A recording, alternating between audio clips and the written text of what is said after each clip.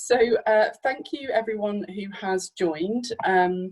We'll move into a little bit of webinar etiquette shortly, but hopefully you can all see our presentation as well as me speaking. So first of all, I should introduce myself. My name is Laura Gray. I'm currently head of programmes here at Brightside and soon to be stepping up into the CEO position. That was externally announced on Friday the 13th, and by Monday the world had changed as we know it. I wasn't suspicious, but I may be now going forward. My life before Brightside was in university outreach, and before that kind of working directly in the community. So I very much understand the context in which you're coming to this session, and hope that it will be of use to you. Today I'm speaking from the viewpoint of Brightside. We're an organisation that's been delivering online interventions for the last 17 years, and I hope that this experience will be of value in the current circumstances. Just to go through a little bit of webinar etiquette. I've kind of said it a couple of times, but if we can, given the scale of people that are currently on the webinar, if you could try and keep yourself on mute unless you are speaking, so that everyone can kind of hear clearly and we're not getting disturbances in the background. Please, if you could try and keep your video off, because that does just keep the connection a little bit more stable. It puts less pressure on it, so that would be great.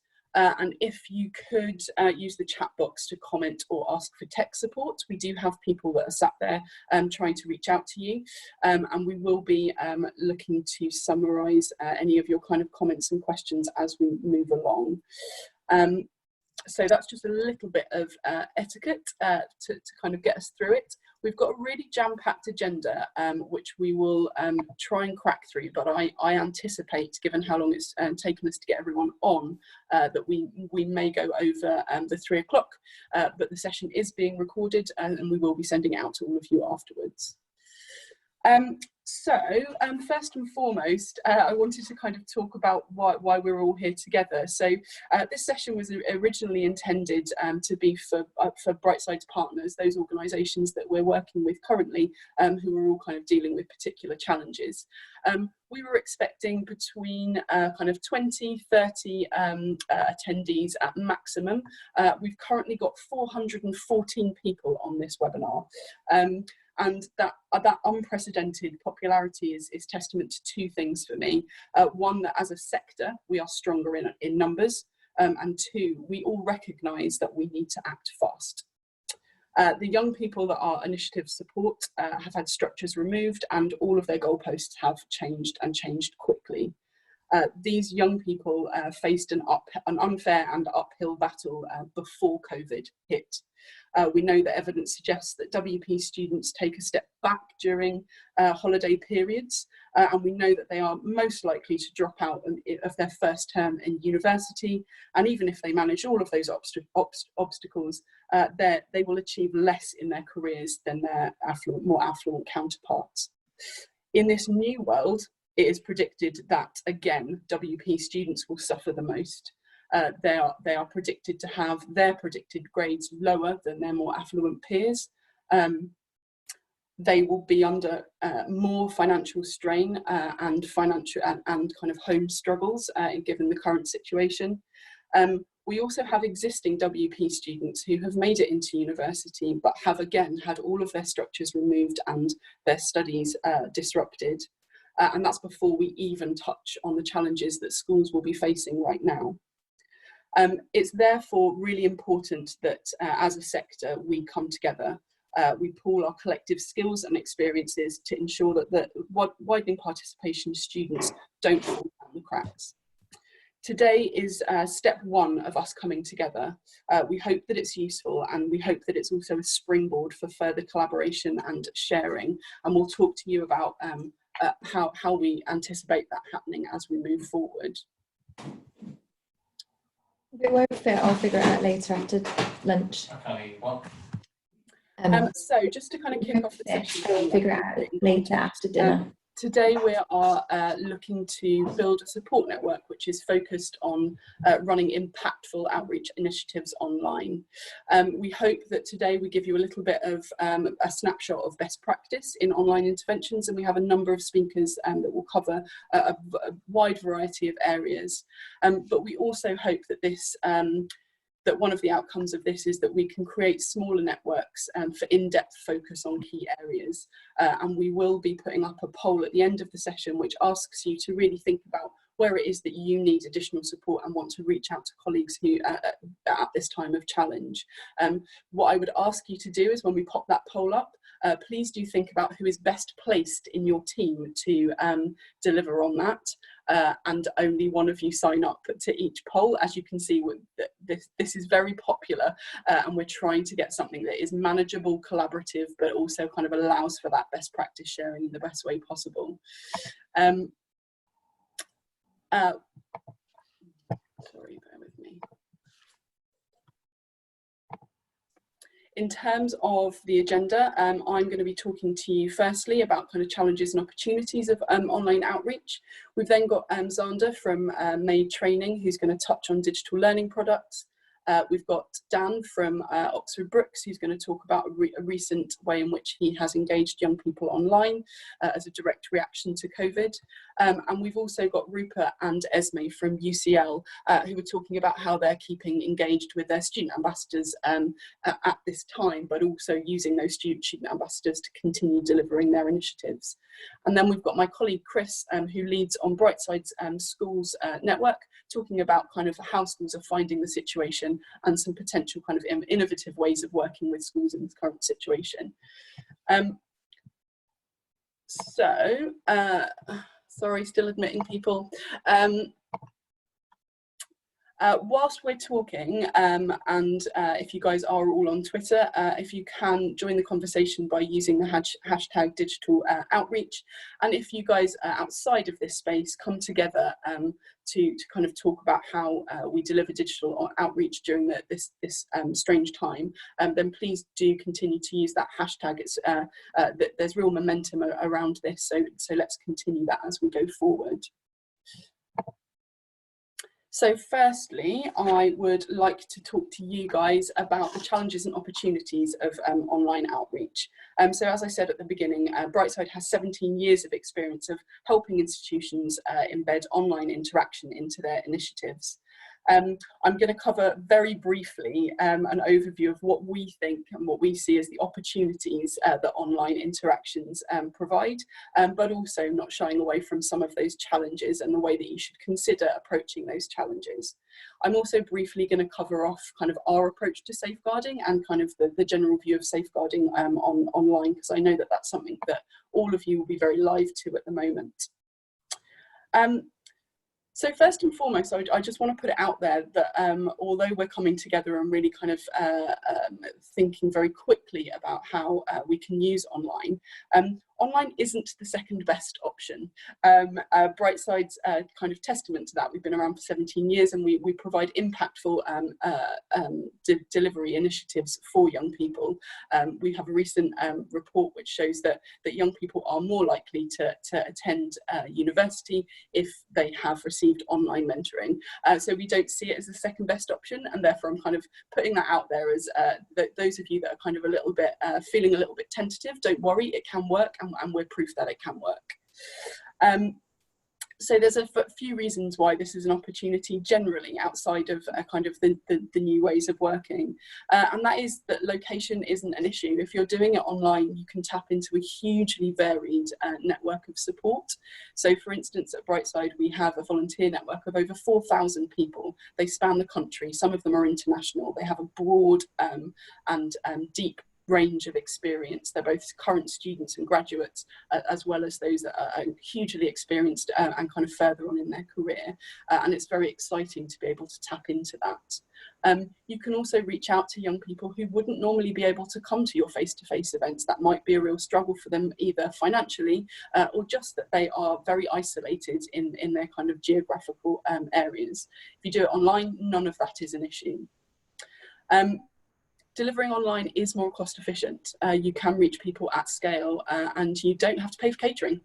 which we all know how much that costs. The other advantage is that young people are digitally literate. It's probably us as practitioners that are kind of thinking, oh God, how the hell do I kind of try to learn all of these new technologies in order to deliver? Whereas young people are used to communicating online. It's something that they expect. And more importantly, in their careers, in their kind of future way of working, when all of us have retired, when we're 75 or whatever it will be, they will be using digital in kind of new and innovative ways that we can't even imagine, because it's the norm for them. So we should really kind of reach out and think how we use that best. One of the other kind of options around online is that you can use, there are so many different resources and ways of kind of using online resources, and we've got some examples coming today, but that means that you can really tap into people's way of learning. So you can use kind of visual ways of learning, you can use kind of text-based stuff, that there's kind of, you can be really, really innovative in a way that you may not be able to so easily in the classroom. And my big thing about online is that it actually can be more efficient and robust way of evaluating the impact of your intervention, and actually a more efficient way, because it's all kind of sitting in databases.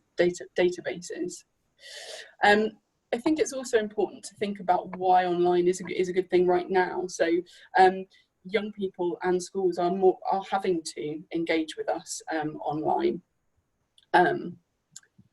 They are sat at home with little to do, and actually they've had their structures removed. So providing them with the opportunity to engage with something online is of real benefit. And schools are having to adapt as we are, and we'll cover that off later. You've also got kind of volunteers and student ambassadors who are also looking for something to do. So we've had a huge uptick in people coming to us asking to volunteer. For example, we're going to be running a series of what we call Brightside talks, which are webinars, pre-recorded webinars that from people from a broad range of careers, speaking to young people, and young people can either watch that afterwards, or they can kind of do a Q&A session with those kind of career leaders. And we have really struggled usually to get people to kind of take up that volunteering role. We're now inundated with people wanting to do it. So that's really exciting.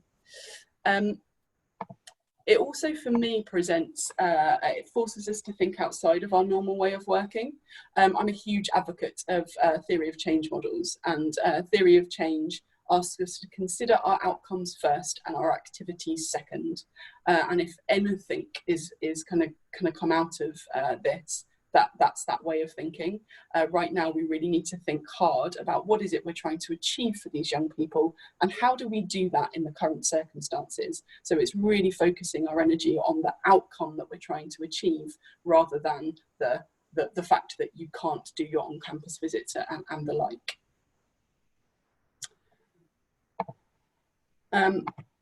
There's no shying away from it, though. There are challenges, and I think it's worth us kind of spending some time on that. Recruiting young people is always a challenge, whether that is in a kind of normal environment or trying to get them engaged online. We rely heavily on in-school interaction or on-campus sessions to get young people involved in our initiatives. And at this time, I think that means that what we really need to focus on, and one of my colleagues at Brightside uses this term whenever we're thinking about kind of training and engaging young people, which is how do you quickly communicate the right now relevance of your offer to young people. So it's so crucial that we really kind of hone and tailor our marketing and communication styles to reach out to young people quickly and talk to them about the benefits of why they need to get involved with you. In terms of engagement and participation, not everyone will engage online. Some people do struggle with that. Some people might not like the initiative that you've put together. What I think is really interesting about the place that we find ourselves now is that usually you get a load of people in one room and you presume that they're having a great time, and you kind of look at the evaluations at the end of that. Maybe some of them didn't, but you've got no time to rectify that, because it will be next year before you see them again, or in a couple of months when you see them again. When you deliver stuff online, the success of it is very clear to see. So activities that we are delivering now are all going to be opt-in.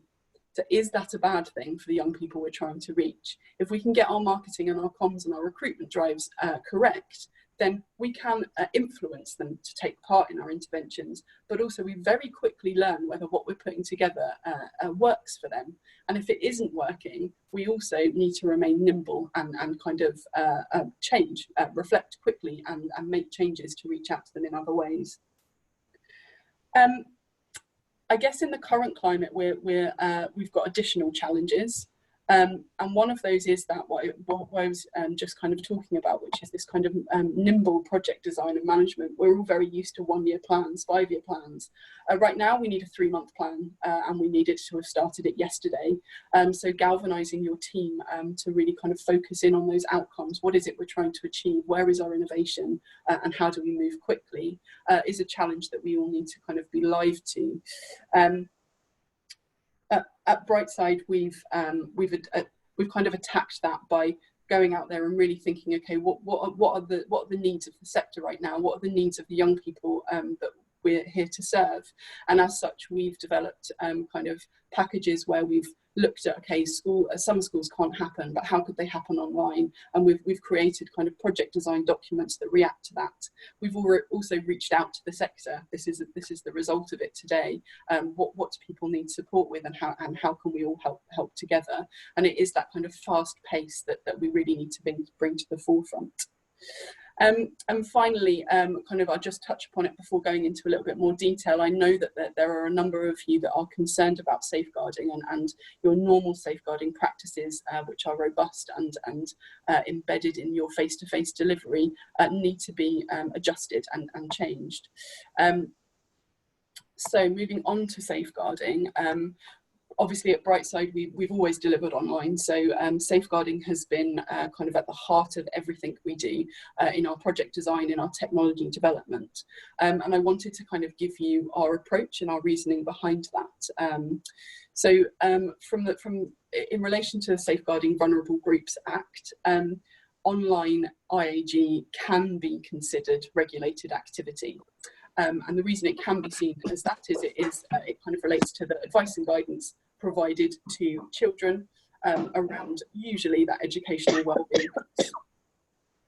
And it's also the kind of online interaction with a young person is deemed exactly the same as face-to-face interaction with a young person. There's a slight caveat to that, which I think is worth us mentioning, and that is around the period condition. So it's the regularity of that contact which needs to be considered. So if the contact that you have regularly with a young person is frequent, as in it is more than 3 days in a 30-day period, or once a week, or takes place between 2 a.m. Can take place between 2 a.m. and 6 a.m., then it is definitely considered a regulated activity. And I think that this side sort of is useful to you guys as you kind of consider how you translate some of your initiatives online. In terms of Brightside, we have our approach is that we deem ourselves as a regulated activity. And that's for 2 reasons. One, we deliver advice and guidance around educational journeys, but also the frequency of that interaction is unpredictable. So young people can access our platform at any time of the day and however regularly that they would like, and therefore we deem it as a regulated activity. The way that we approach ensuring that our mentees and our mentors are safe is that we have a secure platform, which means that we can we are the gatekeepers. It's password protected, and we know who is coming in and who is using it, and we can make changes where we see fit and block people if we don't think that they are appropriate or should be on the platform. We've taken the view of having text-based conversations, and the reason that we do that is that text-based conversations can be moderated. So we have moderation functionality, which looks for kind of inappropriate language and asks human eyes to kind of check the context of that language to ensure that all conversations are appropriate and within the boundaries of the project. They can also all be flagged by individuals. So if there is a concern that anyone has about a young person, they can flag it to us and it can move into our escalation processes. But we also are able to save all conversations. So we can retrospectively look back at conversations to see, make sure that they are appropriate and kind of do spot checks. We also take the view, because it's a regulated activity, that all volunteers must have an enhanced DBS check because they will be having one-to-one communication with a young person, and that they will all receive safeguarding training in order that they understand the escalation processes, but also what to look out for in terms of online safeguarding.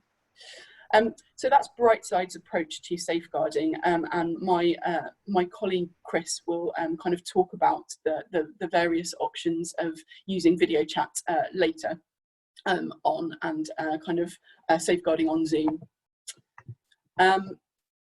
So to summarise kind of where Brightside experience has kind of landed, I thought it would be useful to kind of talk about what we see as critical success factors for an online intervention. First and foremost, it is that your staff are well trained in software and also in online communication. I'm sure that as facilitators and practitioners, you can hold a classroom and you're really good at managing behaviour in a classroom. That is slightly different online, and you really need to consider kind of how you would do that. More importantly than that is that staff are bought into the intervention. You have to believe it's going to work if you're going to deliver it. If you move into an intervention with trepidation, not believing that it's going to have the impact that it is, then essentially you're setting it up for fail. So when you come up with your new innovative approaches to outreach online, make sure that you've got the buy-in of everyone that's going to be delivering it. Schools also need to be brought into the intervention, and my colleague will cover this later. Often that can be around reassuring them around the safety of communicating with young people online, but they need to be convinced that what you're doing is of good quality, as with any other intervention that you do.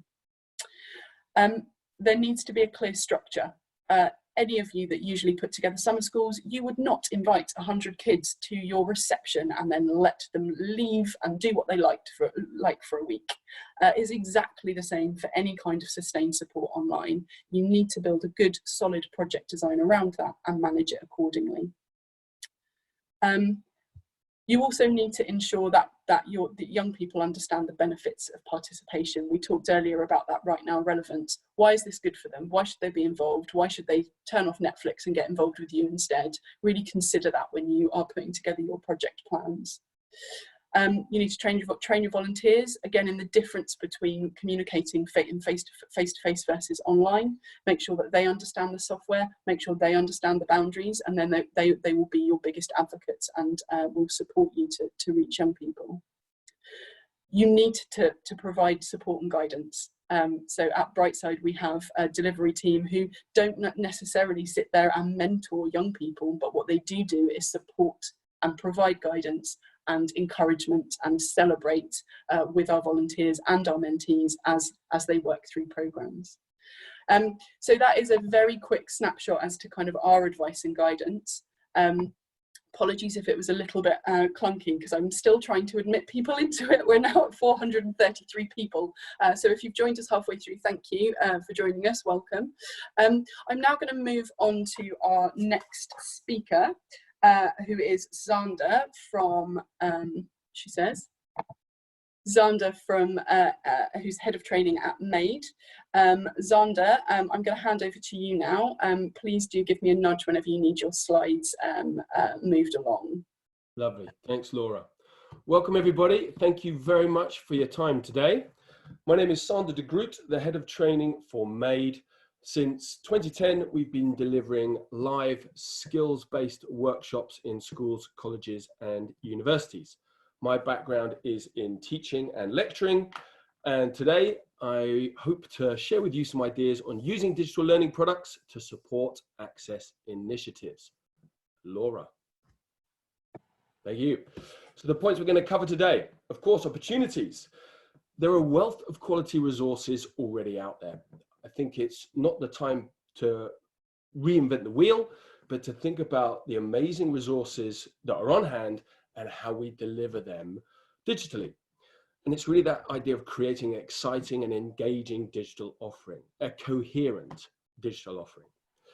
The challenges we face, there are a multitude of online platforms. Laura's already spoken about skills training, getting people au fait with how each one of those platforms work, but we need to navigate those platforms. And that next point is how we integrate those digital products within existing client frameworks. Our clients, schools, colleges, universities will all have slightly different setups, and it's how we can integrate what we're offering, what providers are offering, with how we set up these remote learning environments. So we deliver it, but also how we're going to monitor that mechanism, the success of the mechanism, and how the students can access those resources. And a final point I want to cover, and this came up in a discussion I had only a couple of days ago with Charlotte and Annie at Next Step Southwest, is the confidence in teaching and training online. And I know that it's going to be very different. Over the last few weeks, schools have been catching up, really running without touching the ground in terms of developing this remote learning framework, so how we can help teachers develop their confidence in delivering it. Laura. Oh, I was doing so well. Okay. Thank you. So I want to discuss our digital product journey. So in 2016, our clients requested digital follow-up resources. They loved what we did in our live training workshops, but they wanted to assist their students and staff with really practicing the skills learnt and embedding them within the teaching methodology, really looking at a culture change within the institution. So we took hold of that baton and ran with it. The following year, 2017, saw the creation of our first 10 videos. We wanted to make sure that those videos were doing exactly what they wanted to do. So we established senior leadership team and student steering groups within 3 schools. And that's Winston Churchill School in Woking, Crookhorn College down in Waterlooville near Portsmouth, and Millay School in Horsham. And we needed that steering to ensure that we were on the right direction. Oh, thank you.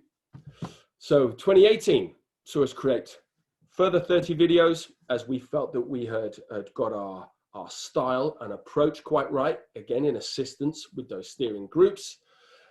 And then we started to explore how students could access that product through those secure gateways. Now, schools are using multiple frameworks, and they'll have different ways of allowing students entrance, and also parents and teachers, of course. And our products needed to be able to be accessible within those frameworks. So 2019 saw us test a set of different delivery mechanisms. And the first one was individual videos integrated within the school VLE framework. And we tested this model out with Winston Churchill School. We called it the Winston model. They were using Frog, and so they put our videos or our resources within certain sections of their VLE. So they had a section on revision, and we had a few of our videos within that. They had a section on mental health, and we had a few of our videos within that. The challenge for us was that any control of the product or support, kind of that link between us and them, was broken, and our products sat within their framework. So there were challenges with that model. The second one was the videos accessed through Vimeo as on-demand packages. And we tested that at Millay School, and we called this the public model, where individual users would come through not our portal, but the Vimeo portal to access those videos. Now, there's benefit in that one in terms of Vimeo, of course, have great strength in their platform. They can handle massive amounts of traffic. But again, there's a distance between us, then Vimeo, then the client. And then we have the third model was a client branded portal. So in discussion with Crookhorn College, they wanted to have our product seen as something very much in-house. They wanted their students to see the product as a Crookhorn product. So we've looked at branding the portal, featuring videos relevant to the live training that they experienced within the school. So different models of delivery, and we know that we need to be flexible within that model. I guess what I'm looking at here as well is for you to do your due diligence on any product providers to make sure that they're able to deliver their product in a way that fits with not only your framework, but the framework of the schools and colleges that you work with. Laura. Thank you. So this year, what are we doing? We're ensuring that our delivery mechanism and our platform can cope with the increased volume of traffic. What we saw recently as students moved to remote learning, that even platforms like Google Classroom had challenges initially dealing with that volume. So we want to make sure that any product that you're using for your students, for your charges, is able to handle that traffic. And of course, safeguarding sensitive student data. Now, I know Laura's spoken quite a bit on this, but we're finding in discussions with UniConnect, colleges, universities, it's that challenge of especially for pre-16 students, of that collection of data. So does the data get collected at our end? That's not really the best way. Does it get collated in the middle somewhere perhaps by the host platform? Is that the best? Or that data really should be held, at the starting point, either by the school, college themselves, or perhaps even that the student doesn't have to input their own data, input their own email address to be able to access the resources. So to what level do we want to collate and collect student data? But of course, we want the ability to analyze the usage. We want to know who's using it, in what area, for how long, to what degree. Laura spoke about knowing the success of the delivery model.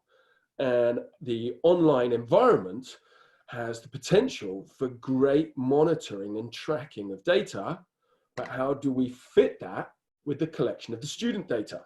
So there are two gears that need to kind of fit together very robustly. And finally, having the flexibility to deliver that product in a variety of ways. So as I've mentioned, it can't really just be a singular delivery mechanism. Perhaps we need to be flexible to work with colleges, universities, UniConnects, in being able to finesse that delivery model to fit with individual clients. At the bottom are a few screenshots of our product.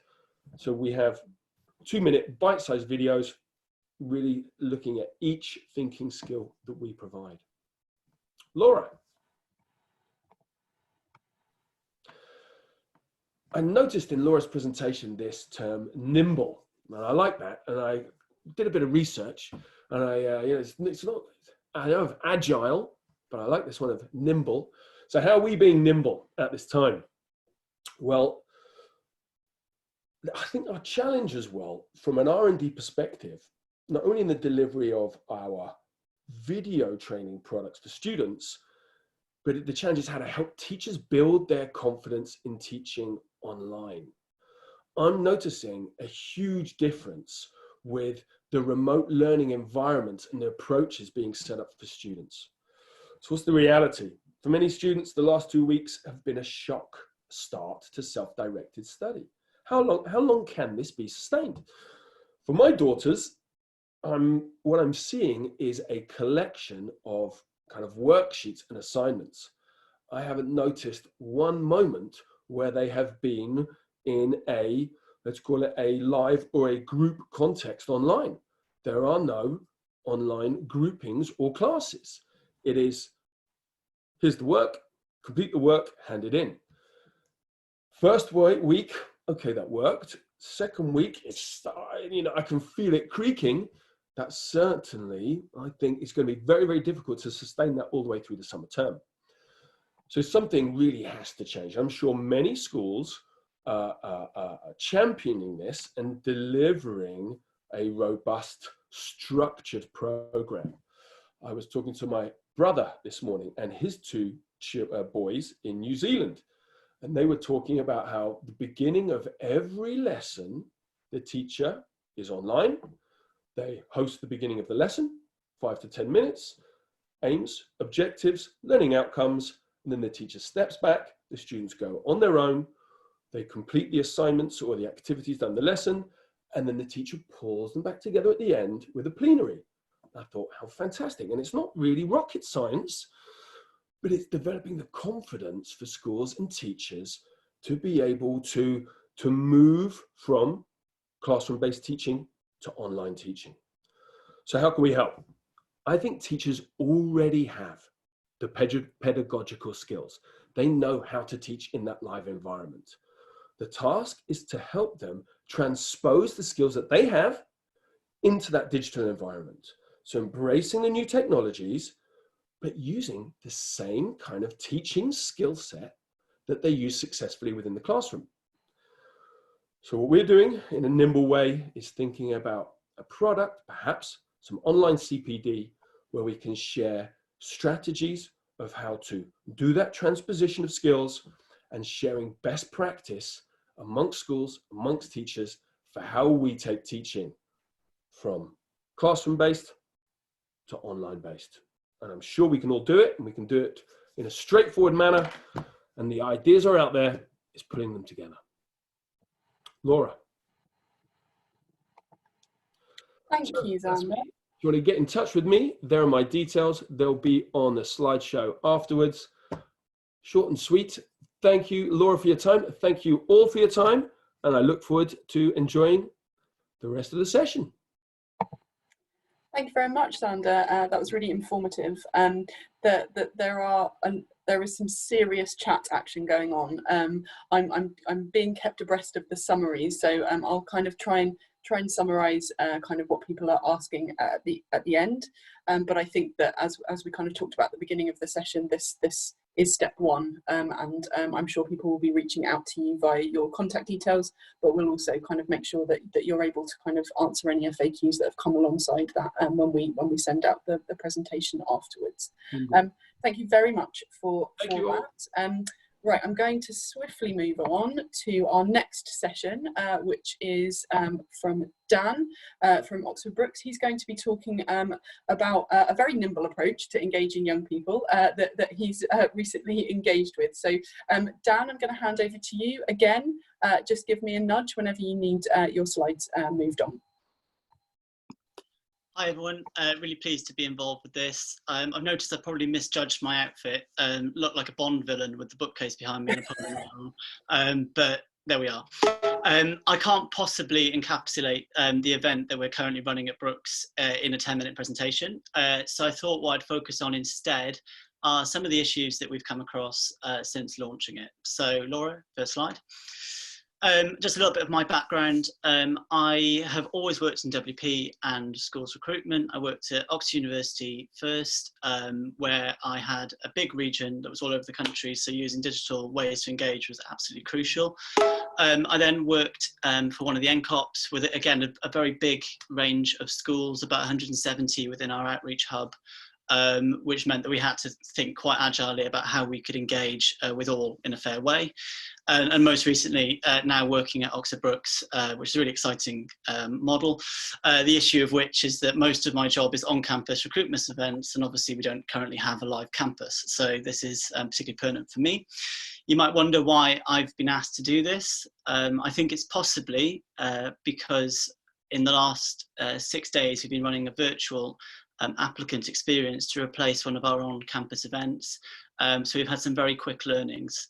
Laura? There's a couple of buttons on this. You might want to just push it a few times. So for Brooks, this is a really important piece of work.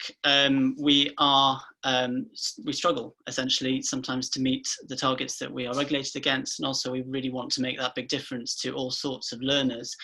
You probably saw the recent news. Now, the red dot on that calendar is when we were all told to leave the campus.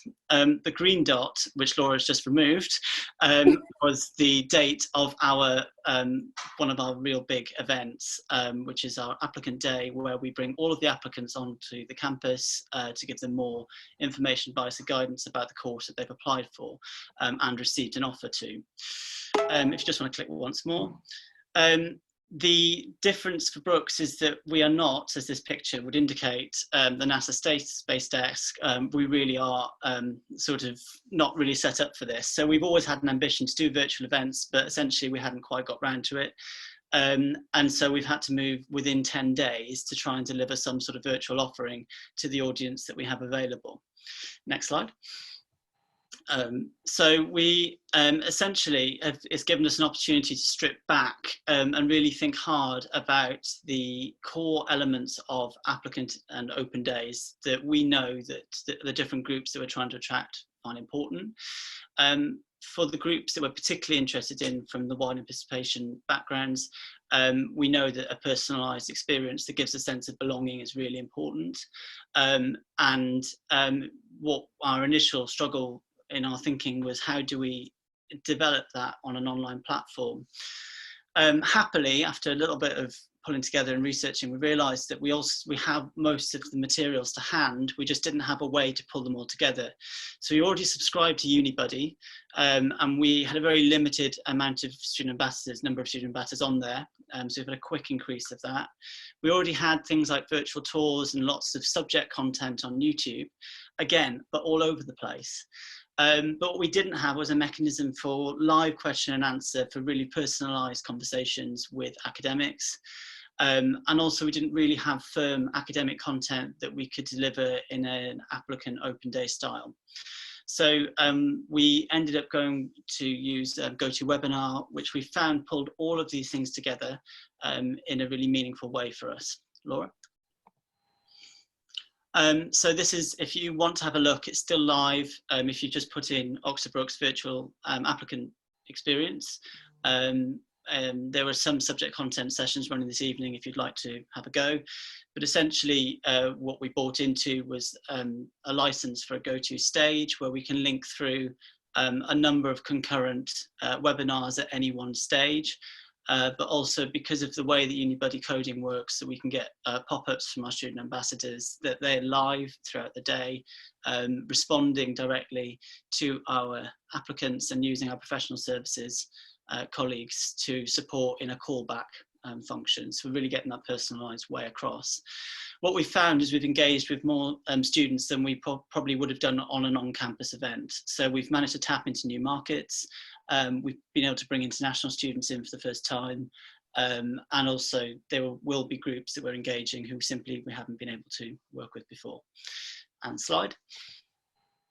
I thought I'd just give you some insights into some of the limitations that we came across that we weren't quite expecting. The first will be a picture from my lounge on Saturday when I launched the applicant day. Oxfordshire is an extremely rural county. Most of our colleagues within the university are in a similar position to me, that we are working on particularly bad network connections, and I was launching 2 quite significant 6-hour-long Q&As using my rather ropey Wi-Fi. I hope it's working for you now so that you can hear me. One of my tips, if you are thinking of doing something in the next few days, is we have colleagues who are still based on the campus because they live in accommodation there. Being able to get them to do things through EduRoam has been awesome. I never thought I'd say that EduRoam has been the saviour of our event, but given that there are no undergraduates on campus at the moment, it seems that EduRoam is running beautifully. So not being ashamed, I suppose, that you're not a NASA space desk is absolutely fine, as long as you're willing to think creatively and to think about your colleagues. One of the other things which I think has now been mentioned by Laura and by Xander is thinking about upskilling staff in technology. And I spent the most of this week on sort of the phone essentially to people who are in the middle of a webinar and panicking because something's gone wrong. Don't underestimate how complicated a new system might be to somebody who's in the middle of doing a live Q&A, and the calm and reassurance you're going to have to give them. But you know, it is really worth running practice sessions as much as you can to ensure that anybody that's engaging with your platform is in a comfortable place and that you're able to support them no matter what's happening. And the one thing that I can't say that has been fixed is digital doesn't mean that the politics the institution might be facing disappear. For us, it's been fine. We've had a really good project team that's able to develop this really quickly, and it's been a really collaborative effort across the university. I don't know your institution, but I've worked at lots of institutions. I know that might not be the case. That the internal politics, whether this is an event, whether it's a digital channel, whether it's marketing, these questions need to be ironed out before you start doing your event so that you can actually deliver what you want to do for the user experience. And my final slide, Laura. I just want to say that I'm really excited about this period. It's not great. There's lots of challenges that are ahead of us, but I can't think of an opportunity when we could have actually stopped and really sat back and thought about what we want to do to address all of our audiences. Just an in-house little bit of insight. Before the COVID-19 situation arose, I did an audit of all of the stuff that's going on within our department and came out with over 60 different workshops and presentations that were being delivered or were on offer to school. And there was a variance how much of our campaigns were being delivered through those. And it would have been an impossible exercise for us to actually assess all of those 60 workshops to really think, are we still delivering what we want to do within the strategic aims that we want to? So we've just launched a series of work streams within Brooks where we are stripping it down to about 10 areas to focus on, where we're really thinking, what do our audiences need? What does the existing support do, and does it help us fulfill those needs? But really thinking, like, we don't have the traditional stages that we've always had. We've lost schools, we've lost classrooms, so we can't be delivering in the same way that we always have been. And it's given us a real opportunity to really put pause on everything that we're doing, to communicate really strongly with our schools that we are developing new workshops, but thinking very clearly through a theory of change model about how we obtain those objectives and really work through. And you might be wondering why I've put a picture of the Northern Line on there, bit of a niche thing to put on there. But anyone that's sort of lived in South London for any period will know how annoying it is when one branch stops at Kennington and you can't go anywhere. And the excuse that you always get is, well, you know, we can never stop the Northern Line because, you know, we can't do that repair that we knew that everybody really wants because, you know, we couldn't possibly stop it. We're at a stage now where it's stopped. So I think that if any message I want to get across is, let's take this as an opportunity to really change things in the ways that we want to for the young people that we want to engage from whatever backgrounds they come from. If you've got any questions about the event that we've done at Brooks, I'm really happy to take a phone call after Friday, if possible, when the event closes down, to tell you more about our learnings. We might be able to give you some insights into our engagement, because it's been really exciting for us. And as I say, we've worked with more students than we ever have done before. We're really excited for the future next few months as we develop more exciting, engaging projects for the young people. Thank you ever so much, Dan. That was really insightful. I think that you're kind of, how do we view this as an opportunity to kind of view what we deliver carefully is a really wonderful message to send to the group. I know that there are a number of questions coming through chat, and we will ask people to get in touch with Dan after Friday, when he can finally relax after the event is over. But I'm sure we can put you guys in touch. So I'm now going to move over to Rupa and Esme, who are going to be talking to us about how they've continued to work together in order to kind of reach and deliver some of their student initiatives. So Rupa and Esme, you should pop up seamlessly, hopefully. Fabulous. Thank you very much, Laura. Good afternoon, everybody. My name is Rupa Lakhani. I'm a Senior Access Officer at UCL Medical School. I'm also the Target Medicine Manager, and I'm joined by Esme Gowdy, who's a fifth-year medical student and our Target Medicine Student Lead. Hello. So Target Medicine is our medical school's flagship WP program. It's a year-long scheme for about 240 sixth form students and roughly involves 7 structured face-to-face mentor sessions, which are on campus and they're mandatory for students to attend. We also have e-mentoring through Brightside, and we have 7 large events that we run throughout the year, and that's optional for students to attend. We have a really well-established hierarchical structure. So there's myself and my academic lead as a staff, and we work closely with our 2 student leads. They support our 60 student mentor and 246 for mentees. So there's a lot of people involved, but we split across into 12 different teams, and every mentor supports 4 mentees.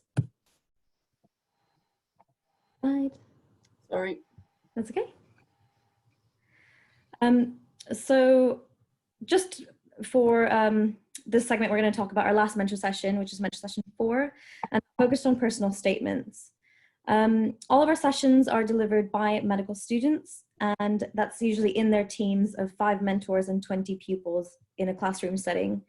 Mentor session 4 was the last mentor session we have before the summer holidays.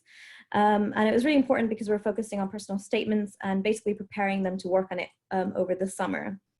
All of our sessions are quite interactive and involve a lot of small group work. So the original plan for mentor session 4 was to have an in-class presentation, icebreakers, getting mentees to review their progress in their small mentor groups, but also bring their action plans from the last session, as well as taking part in group exercises and worksheets to complete and discuss in the session. But then obviously COVID-19 struck, and about a week and a half before our mentor session, we found out that we weren't going to have the capacity to run a face-to-face mentor session. So if you go to the next slide.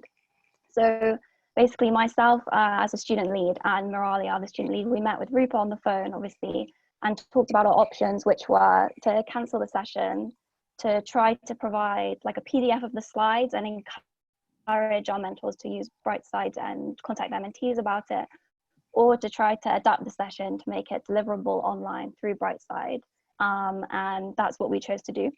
So if we go, yeah, and then to the slide after. Yeah, so we had what was a 2-hour mentoring session that we planned to run face-to-face. And what we chose to do was try to separate out the different parts so that we could run it online and deliver as much of the content as possible. So the first thing we decided to do was strip the presentation down to the bits where the mentors just kind of teach the students about the personal statements. So we took the core content and we gave it to 3 of our really experienced mentors and asked them to record a webinar that we could then put on YouTube for the mentees to be able to access. And we put the link for this video on Brightside for them to access. And so they could watch it in advance of the mentor session that we were going to run. We then altered the exercises.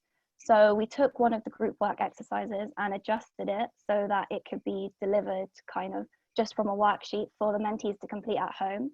And we also had 2 other exercises that the mentees were meant to complete with their mentors in the session, but we gave them the worksheets to complete in advance and then send to their mentors.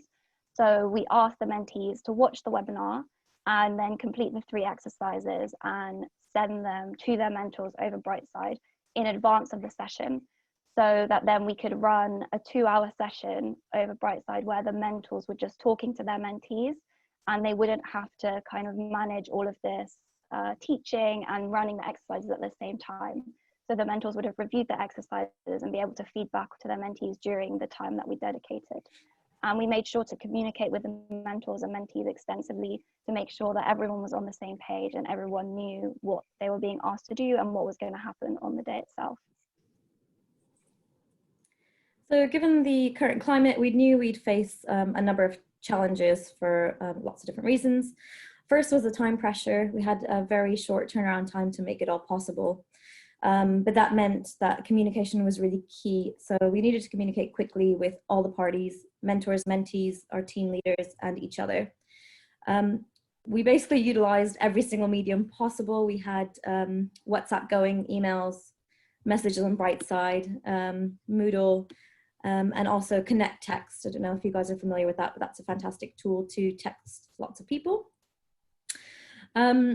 There was a need for flexibility, so we just need to make certain considerations. At this point, schools had just been cancelled and announced that they'd be cancelling all sessions except for vulnerable pupils and key workers.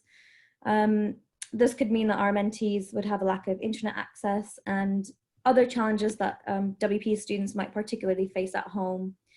So we had to make considerations for that. We knew we'd probably face some technical issues along the way. So while we developed the webinar, we also emailed all the assignments and also sent the slides through. So just in case they couldn't view the webinar, they had the slides as an alternative. With Brightside, for those of you who are not familiar with Brightside, it's a fantastic platform for young people to engage with student ambassadors and mentors. But there's a big safeguarding protocol in place, which means that a lot of the messages between one another gets flagged in moderation, which means staff, either Brightside staff or the program coordinators, need to approve the messages for it to go through. This means that any kind of live communication might be a little bit more difficult to do. So I made certain allowances to allow my student leads to also moderate just in this instance. And that meant that there was 3 or 4 of us being able to approve messages for them to go through more quickly. Obviously, there's quite a lot of anxiety, especially amongst young people in the current climate. So we took a really sympathetic approach to our students. We advised our mentors to also just be really friendly in their approach and just make sure everyone's okay. And I think that approach helped mentees become more comfortable with engaging with us as well and helped relieve some of their anxiety. As a result, we had a really, really good turnout. I don't think we expected such a positive turnout. We had 200 mentees attend on the day out of the 240 mentees that we have on the scheme. We did have some teething issues, as I mentioned, with the live moderation, but it didn't cause too much of a setback, and the session still ran relatively smoothly. We had really positive feedback afterwards from both the mentors and the mentees, and I think mentees were quite appreciative that we were still able to run the program, and it gave them something to keep their mind off of and stay focused with. The increased communication that we had on all levels really proved beneficial, and yeah, I think we learned a lot from it. We were also able to alleviate some of the anxiety amongst our mentees. So I think we just overall took a really friendly and flexible approach. We acknowledged the challenges that they'd be facing ahead. So for a lot of these mentees, their work experience placements at hospitals, which those of you who work in medical outreach will know, or admissions know, that is really key to their application. So they're really anxious about this and all the other things that were going on. So we acknowledged the challenges, and we provided some ideas on how to combat this and gave them a platform to ask lots of questions and maybe stray off topic a little bit, just so they felt a little bit more settled and had someone that they could turn to and talk to. It was also an opportunity to further engage our cohort in a way we haven't done before, and it gave us ideas for other activities that we can do in the future. So for us, I think our key takeaways from moving this session online, especially in such a short space of time, was you have to be flexible in your approach and in the way that you work. Like Rupa was very understanding of working with us as medical students. Like, we've had all our placements cancelled. We're adjusting to things as they are at the moment. And so we had to like work as a team and make sure that everyone was on the same page. I think communication is especially important. We normally speak to all our team leaders before the session, have a face-to-face brief about what we're expecting. We see all of them afterwards and check that everything's been okay. And so making sure that we were still able to do that and be happy that all the mentors knew what was expected of them despite not having that face-to-face communication was something to work around. And also it was really important to be transparent and explain why we were doing things the way we chose to do them. So lots of our medical student mentors were really keen to run an online session using Zoom or some kind of live streaming platform, but we felt with the safeguarding concerns that have already been voiced and with the time that we had, we weren't going to be able to facilitate that. And by explaining that to them and supporting them to give us ideas for how we could make the session work, they were very flexible in working with us and like very happy to get on board with moving the session to the way that we run it. Next slide. Yeah, and I think also what plays to the strength with all the target medicine work we do is having this system that we already have with our teams of medical student mentors working with the same group of mentees every time. And so by engaging in that system and keeping that running, it meant that everyone had some of the structures that they were familiar with, and also like being realistic about what we were able to achieve. So we weren't going to be able to run the session with the same level of group work and the same level of interaction as if we'd had the mentors coming onto campus. So we had to just accept that some of our activities weren't going to be able to run, and we'd have to change some of the other activities to make it work in an online setting. Sure, it wouldn't have been horrible. It just would have been. I think in terms of just to add is it was really important for me as to be quite open with my students as well. So I'm sure a lot of us were in the same situation of having to manage childcare. What, just that? It's got a bit of sour cream on it. Give it a bit of flavour. I think someone has taken themselves off mute. Can you just check that you are still on mute? Thank you. I was just saying it was really important for me to be really clear and transparent with my students so they understood why I might not be the quickest to respond. So I had to manage childcare alongside working to a really tight deadline. And I think my students just found that transparency useful, because that meant they could be a little bit more flexible and understanding why, even though our tight deadline, I might not respond, you know, for an hour or two. So I thought that was quite important. That's kind of it from a target medicine side of things, but our central WP team at UCL are also kind of currently brainstorming lots of different ideas on how to move our activities online. We've currently at UCL cancelled all of our face-to-face sessions until September, and our wider team is basically looking at lots of different platforms and what might work best for their individual programs. So I think a lot of us are probably in the same boat, but one of my colleagues is running the Year 9 Sutton Scholars, which is meant to be a 3-day residential Easter school. But now, you know, they're considering transforming it into a 3-week online project with assignments and webinars, and recruiting ambassadors to mark work and using Brightside to moderate the online mentoring. So hopefully this helps give others some ideas. We found Brightside to be really invaluable, I think, in this moment in time, and we only joined in January. So I think Esme and I, we just had a chat earlier that I don't think it would have been possible if we didn't have Brightside already to run it to this extent and for it to have been as successful as it was. So that's it from us. If you have any questions, please feel free to get in touch. My email address is on the next slide, Laura. Also feel free to follow us on Twitter at Target Medicine, and happy to brainstorm ideas or share anything and answer questions that you might have. Thank you. Thank you ever so much, Rupert and Esme. That was really informative. And thank you for your kind words about Brightside. I know Monique, who was supporting you with live moderation, loved doing it. It was a real kind of buzz of seeing all of those messages pinging around really quickly. So from a motivational perspective, we also really enjoyed supporting you. So I'm glad that we could. I'm very conscious of time, and as predicted, we are running over. I did warn you that we had a jam-packed agenda, so I think that it looks like we will be going for until past. So those of you that can continue to join us, and it looks like the majority of you can, we have only got one more session and summary, and then we're done for the afternoon. So if you can stick around for an extra 20 minutes, then that would be lovely.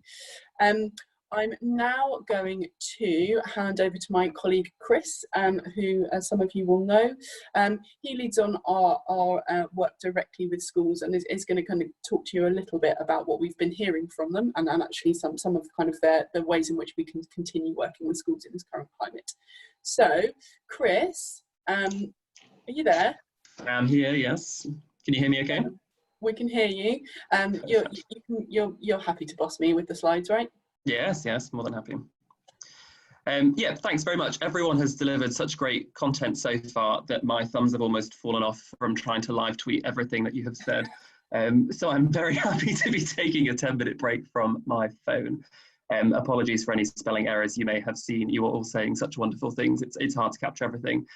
I'm going to try and not take 10 minutes. I'm aware that we've gone over and there are so many wonderful questions in the chat box that the Brightside team, we're going to go back and have a look at those and think about what the next steps are. But I just want to talk to you a little bit about the work we've been doing with schools and what we've been hearing from schools. And then just to use one case study in a similar way to the other presenters today to talk about how we've kind of flipped our plea to put in something quite meaningful. So we've been working with a pilot 13 schools over the last year to do some co-creation projects. So we've worked with schools to identify bespoke needs that they have and how mentoring could fit in there. So we've looked at school needs around things like the Gatsby benchmarks and their Ofsted targets. And that's really to get to know schools on a much more personal level and offer them interventions that suit the needs of their particular pupils. And with those 13 schools, we've had kind of programs planned throughout the year. And like everyone, COVID-19 came along and we've had to rethink a lot of those. So if we have a look at the next slide, what I've got on here is just some of the priorities that have been coming up in the discussions I've been having with schools over the last couple of weeks, schools who've had time to kind of get in touch, I suppose. And obviously that number one priority has been the move to virtual learning, thinking about using pre-existing virtual learning environments, and also thinking about ways for those who have been working with us on the Brightside platform, thinking about how we might be able to support them in other ways. So we've been kind of benchmarking some of our mentoring projects and thinking, actually, is there another way we can use the capabilities of a digital platform to support you and help students talk to each other? One of the other key ones has been students at transition points, and this is something we'll all know about, whether that's kind of year 8, year 9 students choosing their options and providing careers advice there, whether it's year 11s who are thinking about post-16 or the year 13s who are thinking about higher education or whatever their next choices are. Schools are increasingly, I suppose, focusing now on those students who are at those key transition points. So the school that I'm going to talk to you about in just a second, we have actually moved the project we were going to run to focus on that slightly more because we think that's more important at the moment. Work experience is the other major thing. This is a really key experience for a lot of students, particularly in year 10, that they are now going to miss out on. It's a massive Gatsby benchmark ticker. So for those of you who are unfamiliar with Gatsby benchmarks, it's a set of 8 benchmarks for good careers guidance and range from everything to kind of personal guidance that students receive to their encounters with employers and further in higher education. Work experience is obviously a massive box ticker for schools reporting on their careers, information, advice and guidance. And a lot of that provision is not going to be able to happen. So both from a reporting mechanism of the school not being able to deliver for their students and the students' well-being and not being able to go and understand the workplace and get involved in the world of work, that's a massive impact on schools at the moment. As everyone has said so far, safeguarding around virtual interactions is also huge. So schools are thoroughly embracing digital and thinking about how to do these things, but making sure they're being safe with students and they're using safe platforms is a massive piece of work for them. So one of the big conversations I've been having has been around the Brightside platform, for those that are unfamiliar, but also around Zoom. And I know we've had some conversations in the chat box already of, is Zoom safe? There have been stories about kind of encryption around Zoom, the same stories that have been going around like apps like House Party, which loads of you have probably been using to talk and play games with your families. Lots of stories going around about remote apps at the moment for remote-based interactions. So, but I'll talk to you a little bit about Zoom and the kind of safeguarding procedures that it already has in place that can be helpful for schools. That brings me on to the final point on this slide, which is what I think, and what we are all looking for, not just schools, but any of you who are kind of getting involved in remote activities from home, whether that's a fitness class, whether that's kind of watching someone on Instagram Live, preparing meals that you can think about how to make with your store cupboard things. We're all looking for that live interaction now that we've been kind of cut off from everybody else. So it's really thinking outside the box, not just about let's make resources digitally that we can send to young people and schools. It's thinking about how we can offer those live interactions. And the target medicine is a perfect example of how we can do something meaningful. We can adapt the pre-existing Brightside platform, still be safe, still deliver for young people, and make sure they get that connection that they are now losing. So that's what we're seeing from schools. If we go on to the next slide, please, Laura. Just a quick case study of Gosport and Fareham Multi-Academy Trust. So 2 schools that we are working with there, Broome Park and Bay House. So I don't know if anyone's, I know we've got people from Hampshire here somewhere, people from Sun and people from Solent University as well. So lots of you may have worked with these schools actually. We were due to launch a program with them after Easter for 200 students. Again, kind of that great advantage of doing something online. It's already scalable. So we're already working with a lot of students there. But this was going to be a group mentoring program for year 7s. As soon as the school closed, we immediately realized that we haven't gone in and launched a group model with them yet. We haven't got those students in those groups. For year 7, that's going to be a massive undertaking to try and do that remotely. Are there other people in the school that we should be working with? Are there other ways in which we can offer them support? So we went to the volunteers that we already had assembled for this project, who are both from companies in the local area. They are from alumni of the 2 schools and volunteers that Brightside have recruited. And we worked with the school to think about what else we could offer. So what we've put together that will be taking place after Easter is a series of webinars using Zoom, and I'll talk about how we're kind of safeguarding that shortly, to offer information about the world of work to any student at the school, at the 2 schools who wants to get involved. They can register on the Brightside platform, submit questions in advance by seeing a profile of the volunteer that's offering their time, and then they can tune in live to the webinar. So they'll be able to kind of use the Brightside platform, see what the volunteer is, see who the volunteer is that they'll be learning from, and then they get that live interaction. While that's going on, which is a relatively short-term fix for any student across the 2 schools, we're co-creating with the 2 schools through the central MAT system, a world of work virtual work experience to replace the year 10 work experience they would be doing. So this is a massive undertaking. We're thinking about the best way to do this. We have a sector insight model of working at Brightside that combines e-learning with sector-based information, advice and guidance. And we did a massive aspiration survey with all the students at the school to understand what they're looking for. So we're confident we'll be able to put this program together for year 10 to allow them to not miss out completely on that vital piece of work that takes place at the end of the year. So that's what we've, in the same way that everyone is adapting, that's how we've turned around even a program that was already using technology. It was already a digital program. It still needed to change to fit the current circumstance. And it's been really exciting to work with this particular MAT, who are really on board for digital, really on board for working with local employers and national employers as well. So I'd be really happy to talk about this case study and that approach of working with schools through co-creation with anyone who is interested. I'll just say a little bit about Zoom. I think that's on the next slide. Let's see. I've shifted, Chris. Can you not see it?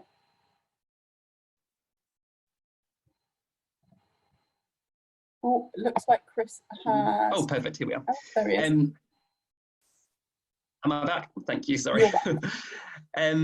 So the great thing about, I know we're having chats about Zoom in the chat box, the great thing that I found with Zoom and setting this up with the school, obviously we can record things, so we can retrospectively kind of moderate and make sure that there's anything inappropriate is dealt with. And sorry, I've completely read the wrong thing there. So thinking about video chat generally, there's a reason that kind of Brightside focuses on chat-based interaction and not video calls. The chat that we use is moderated. We can kind of facilitate the safeguarding on that, and we can make sure that people are safe through those interactions. I know a lot of people are wanting to use video chat. There are great resources for that. So what we've been thinking instead about is this video conference and making sure we've got the right facilities in place. What's great about Zoom is the registration and password protection that's offered, so we can make sure only the right people are getting in who have got the links to access that. We can prevent people from using microphone and video.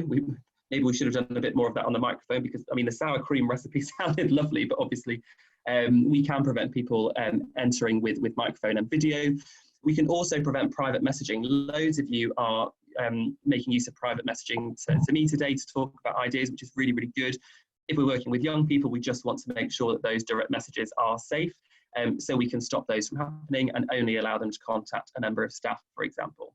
And you can actually remove the chat box function if you're concerned. This means that we can have that interaction live, but still make it safe. And this is a conversation I've been having with the two schools in Gosport and Fareham that they've been really happy with.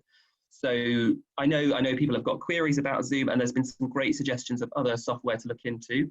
So I'd suggest, if you're looking at a webinar approach, have a chat to us about the ones that we're doing, but also have a look at some of these issues here when we send out the slides, and look at the webinar software you're using and see if it offers these same things.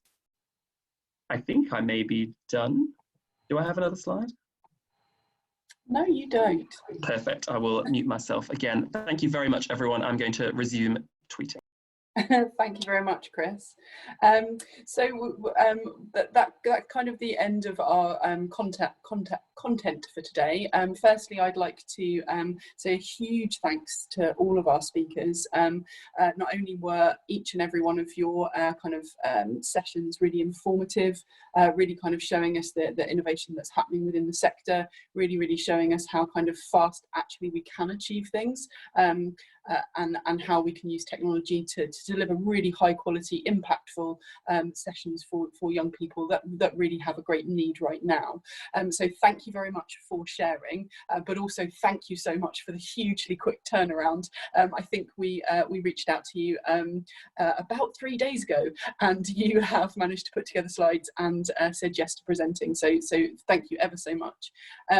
I talked about trying to summarize everything that was going on chat at the end of this. To be honest, that's completely impossible because there is so much good conversation going on chat. What I have noticed is that there's a huge amount of kind of resource sharing. One of the things that we'll be doing following this session is putting together a kind of collating those resources that people have suggested. So we'll add that to the slide deck when we send it round, so that you've all kind of got access to that sharing.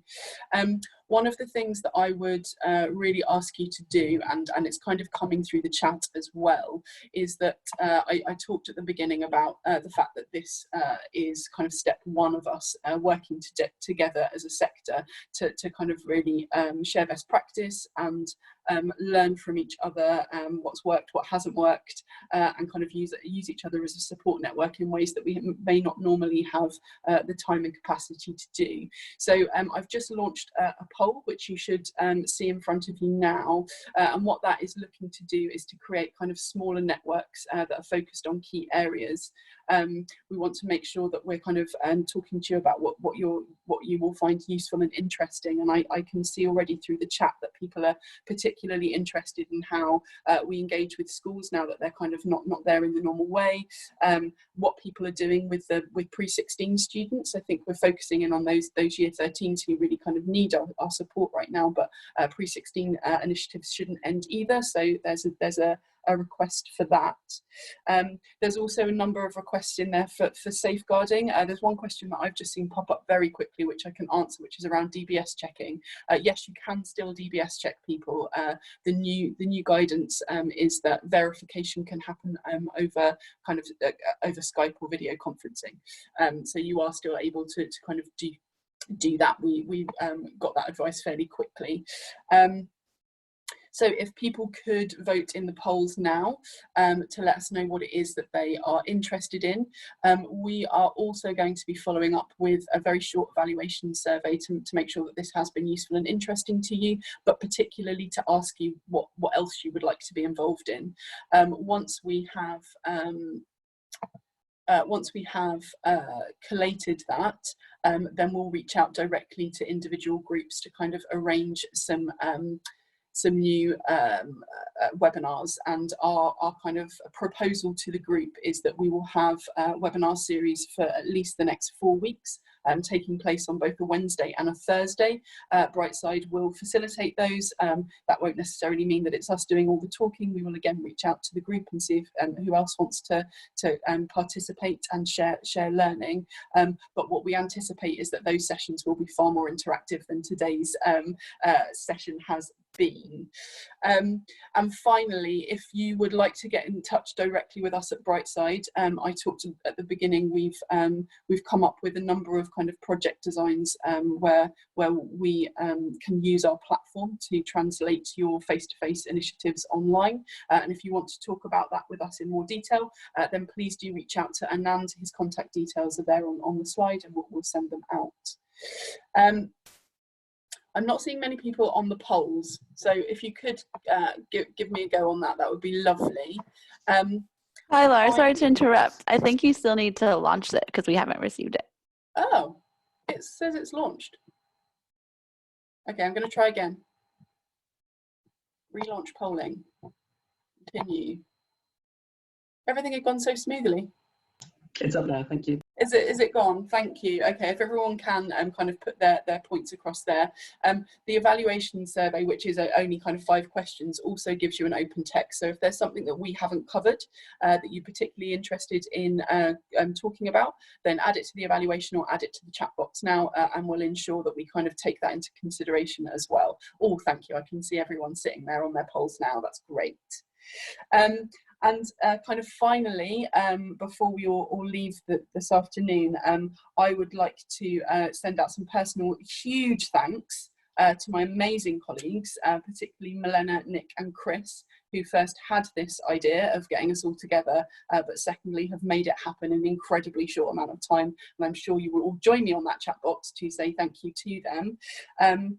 As always, I'm astounded by the strength and tenacity of the Brightside team. So well done, guys, much appreciated.